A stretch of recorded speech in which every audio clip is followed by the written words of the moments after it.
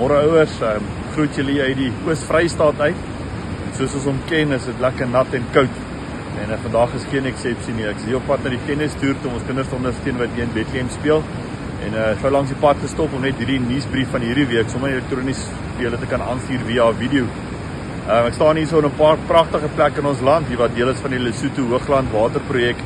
En is ingenieurs wonderwerk wat hier so is. So as jy in die omgewing is, kom maak gerus 'n draai hierso. Dankie vir die ondersteuning van ons Geesweek vir opbou na die Liggefees toe. Ek dink die kinders het ongelooflik geniet. Ons het baie gedeel op sosiale media.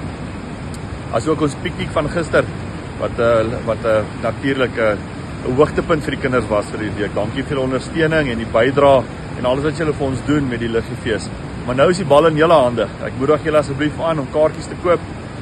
Volgende Saterdag 9 Mei beloof om 'n lekker dag te wees met Doude wat sing en die Elo wat dan later optree en die pretpark vir die kinders wat ingesluit is by die kaartjie en natuurlik al die lekker kos wat saam met dit gaan. Ek is juis hier in die Oos-Vrystaat op soek na lekker skaap wat ek daai aand vir julle gaan gaar maak en voorsit vir julle.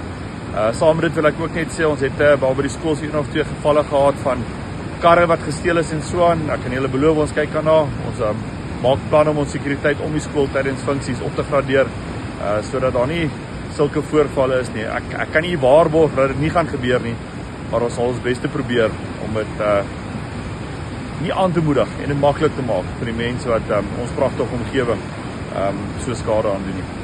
Verder as dit, ook ons toetsreeks begin volgende week, dus ons seker maak ons kinders berei voor daarvoor en dan ook 'n eksamen wat in Junie maand begin. Sport is mooi in die gang.